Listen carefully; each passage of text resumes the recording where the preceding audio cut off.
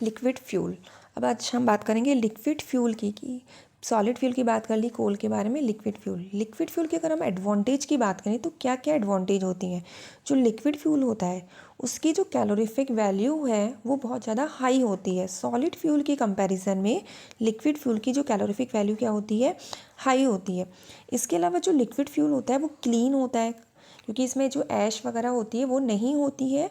और अगर इसका जब कंबशन की बात करें तो बहुत कम एयर की प्रेजेंस में भी इसका कंबशन हो जाता है, यानी कि इसके कंबशन के लिए लेस अमाउंट ऑफ एयर की रिक्वायरमेंट होती है।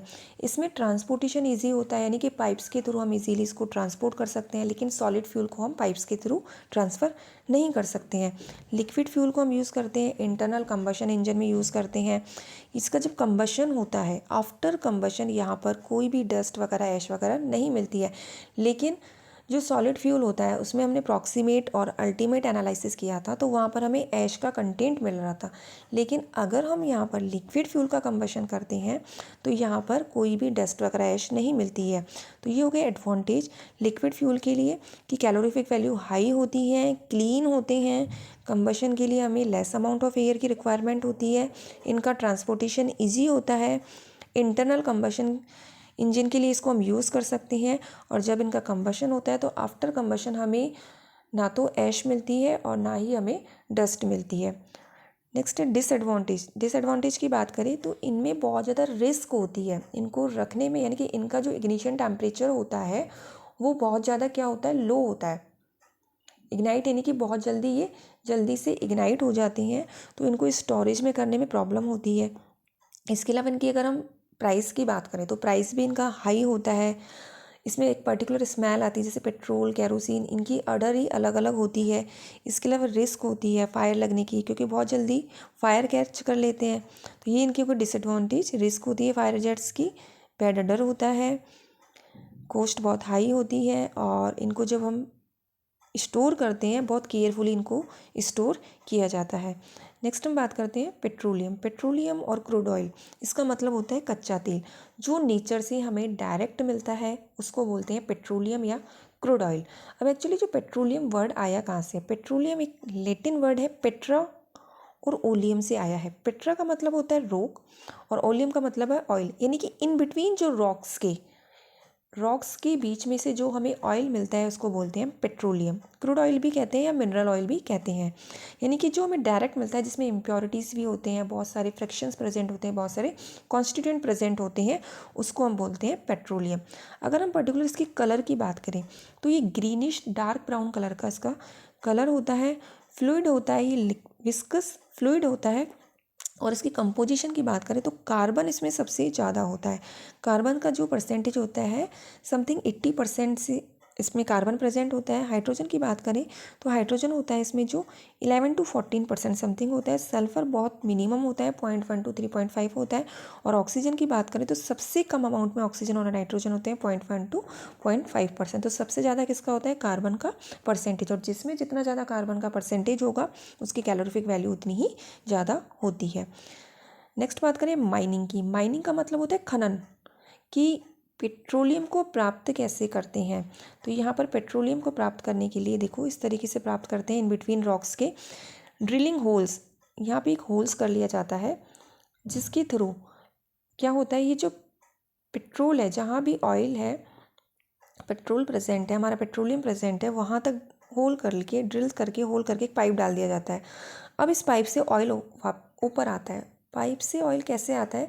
क्योंकि अंदर एक हाइड्रोस्टेटिक प्रेशर लगता है, उस प्रेशर की वजह से जो पाइप ऑयल है वो अपने आप ऊपर आने लग जाता है। अगर कभी कभी हाइड्रोस्टेटिक प्रेशर बहुत कम होता है तो उस कंडीशन में हम सेकेंड होल करके यहाँ पर पाइप डालते हैं। इस पाइप से हम क्या करते हैं, एयर प्रेशर क्रिएट करते हैं, एयर को बाहर से एंटर कराते हैं प्रेशर। उस प्रेशर क्रिएट होने की वजह से ये जो ऑयल है ये फिर ऊपर फ्लो करता है। इस तरीके से हम क्या करते हैं कि पेट्रोल को का खनन करते हैं, पेट्रोलियम को बाहर निकालते हैं। तो पेट्रोलियम कैसे लाया जाता है? सरफेस पर ड्रिलिंग होल्स किए जाते हैं, जहाँ पर ऑयल प्रेजेंट है वहाँ तक होल किए जाते हैं और वहाँ पर पाइप डाले जाते हैं। एक्चुअली जनरली क्या होता है, जो ऑयल होता है वो हाइड्रोस्टेटिक प्रेशर होता है गैस का, इनका ऑयल का, यानी कि एक पर्टिकुलर लिक्विड का होता है, हाइड्रोस्टैटिक प्रेशर होता है, जिसकी वजह से ऑयल क्या होता है, ऊपर लिफ्ट करता है, ऊपर आने लगता है। लेकिन अगर ये सफिशिएंट नहीं होता है तो उस कंडीशन में हम क्या करते हैं, एयर प्रेशर को अप्लाइड करते हैं बाय द सेकेंड पाइप, दूसरा पाइप लगा के उसके थ्रू हम एयर प्रेशर को क्या करते हैं, क्रिएट करते हैं, अंदर डालते हैं, जिससे कि क्या है, ऑयल वापस आए। ये जो पाइप्स होते हैं दोनों कोएक्सियल होते हैं, ये पोजीशन होती है, इनको कोएक्सियल पोजीशन बोलते हैं। तो इस तरीके से हम क्या करते हैं, यहाँ पर पेट्रोलियम को ऑब्टेन करते हैं। नेक्स्ट है रिफाइनिंग। रिफाइनिंग में क्या करते हैं कि जो पेट्रोलियम मिला है एक्चुअली वो प्योर नहीं होता, उसमें इम्प्योरिटीज़ होती हैं, डस्ट होती है, सल्फ़र होती हैं, वाटर होता है और अलग अलग डिफरेंट फ्रैक्शंस होते हैं।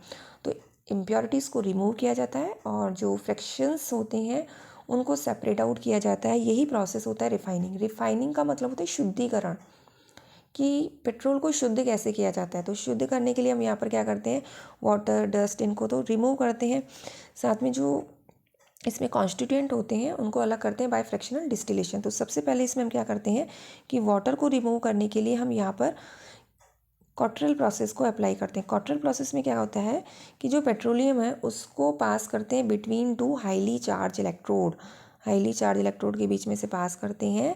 तो उसमें जो वाटर ड्रॉपलेट होती हैं वो आपस में कलेक्ट होने लग जाती है, एक बड़ी बड़ी वाटर की ड्रॉपलेट बनती है, जिसको हम वहाँ से सेपरेट आउट कर लेते हैं। सल्फ़र कंपाउंड को रिमूव करने के लिए यहाँ पर हम कॉपर ऑक्साइड को डालते हैं। कॉपर ऑक्साइड को डालते हैं तो वो यहाँ पर क्या करता है, सल्फ़र के साथ रिएक्शन करके कॉपर सल्फाइड का एक पीपीटी बनता है।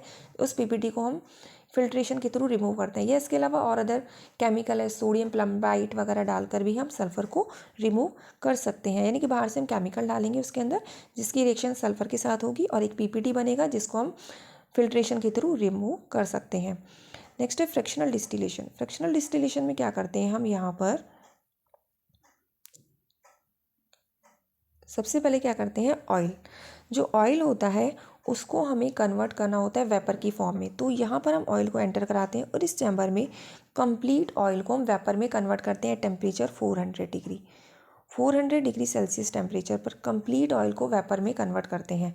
वेपर में कन्वर्ट करने के बाद इस कॉलम के अंदर पास करते हैं फ्रैक्शनेटिंग कॉलम में। इस फ्रैक्शनेटिंग कॉलम में ये ट्रे होती है, ये हॉरिजेंटल ट्रे होती हैं, जिसके ऊपर ये चिमनी होती है, चिमनी के ऊपर एक लूज कैप होती है। इस तरह हॉरिजेंटल ट्रे प्रेजेंट होती है, चिमनी होती है हॉरिजेंटल ट्रे में और उसके ऊपर कैप लगी होती है। अब क्या होता है, जैसे ही वेपर यहाँ आती है तो वेपर क्या होंगी, ऊपर जाएंगी इस ट्रे में चिमनी में जाएंगी, ऊपर कैप लगी है तो वो कैप क्या करेगी, उसका प्रेशर को कम करेगी। जैसे ही प्रेशर कम होता है तो वो उस वेपर्स के अंदर जो भी फ्रैक्शन है वो सेपरेट आउट होते हैं according to their boiling point. जिसका बॉइलिंग पॉइंट ज़्यादा होता है वो सबसे पहले सेपरेट होगा। लूज कैप होती है, जो यहाँ पर कंडेंस नहीं होते हैं फ्यूल ऑयल, वो आगे पास कर जाते हैं नेक्स्ट ट्रे में, नेक्स्ट चिमनी में पास होते हैं, फिर वहाँ भी प्रेशर लगता है। फिर जब वहाँ पे प्रेशर लगता है तो जिनका बॉइलिंग पॉइंट नेक्स्ट आ रहा है इसके बाद, तो वो क्या होते हैं, यहाँ पर सेपरेट आउट होते हैं। इस तरह कंटिन्यू क्या होते हैं, आगे गैस फ्लो करती जाती है जब तक उसमें क्या होते हैं, कॉन्स्टिट्यूएंट उसके बॉइलिंग पॉइंट के अकॉर्डिंग सेपरेट आउट होते हैं। वो सेपरेट आउट हो जाते हैं, उसके बाद जो रिमेनिंग है वो वहाँ से गैस बाहर निकल जाती है, अनकंडेंस फॉर्म में गैस बाहर निकल जाती है। तो फ्रैक्शनेटिंग कॉलम में क्या होता है, हॉरिजेंटल ट्रे होती हैं जिसमें चिमनी होती है, चिमनी के ऊपर लूज कैप होती है और यहाँ पर जो गैस होती है according to their boiling point separate out होती है। और जो गैस यहाँ पर हैवी ऑयल होता है जिसकी वेपर नहीं बनी है वो यहाँ से रिमूव हो जाता है, जिसको हम बोलते हैं एस्फॉल्ट। इम्प्योरिटीज़ को एस्फॉल्ट बोलते हैं। ये लुब्रिकेटिंग ऑयल बहुत ज़्यादा हैवी ऑयल है, वो यहाँ पर कलेक्ट होकर यहाँ से रिमूव हो जाता है। तो इस तरीके से हम क्या करते हैं, यहाँ पर जो रिफाइनिंग करते हैं पेट्रोल में से, सबसे पहले हमने वाटर को रिमूव करते हैं, फिर सल्फ़र को, और फिर फ्रैक्शनल डिस्टिलेशन के थ्रू हमने यहाँ पर क्या किया है कि जो फ्रैक्शंस हैं, डिफरेंट फ्रैक्शंस हैं, उनको यहाँ पर हमने सेपरेट आउट किया है। तो सबसे पहले क्या करते हैं, 400 डिग्री सेल्सियस टेम्परेचर पर जो ऑयल है उसको वेपर में कन्वर्ट करते हैं। जो सारे जो वॉलेटाइल कॉन्स्टिट्यूएंट है वो वेपर की फॉर्म में कन्वर्ट हो जाते हैं, और जो तार होते हैं, एस्फॉल्ट होते हैं, इम्प्योरिटीज़ होती हैं, वो वेपराइज नहीं होती हैं, वो बॉटम में नीचे कलेक्ट होकर बाहर रिमूव हो जाती है। अब जो हॉट वेपर्स होती हैं वो फ्रैक्शनेटिंग जो कॉलम में पास होती है। फ्रैक्शनेटिंग कॉलम की अगर हम बात करें तो कैसा होता है, टॉल होता है, सिलेंड्रिकल शेप में होता है। कैसा होता है, टॉल होता है, सिलेंड्रिकल चैम्बर में हो, टॉल लंबा होता है और सिलेंडर की फॉर्म में होता है। जैसा सिलेंडर होता है वैसे होता है। और इसके अंदर क्या होती है, हॉरिजेंटल ट्रे होती हैं। जो हॉरिजेंटल ट्रे में होती हैं चिमनियाँ प्रेजेंट होती है और चिमनी के ऊपर लूज कैप होती है। अब जैसे ही वेपर ऊपर जाएंगी ऊपर जाएंगी तो उनका वो कहती है कूल होती है, ठंडी होती है और उनका कंडेंसेशन होता है according to their boiling point. जो जिसका बॉइलिंग पॉइंट ज़्यादा होगा, हाइयर होगा, वो कंडेंस पहले होगी बजाय जिसका बॉइलिंग पॉइंट कम होगा। इस तरीके से हम क्या करते हैं कि यहाँ पर जो गैस होती है उनको सेपरेट आउट करते हैं बाय द फ्रैक्शनल डिस्टिलेशन।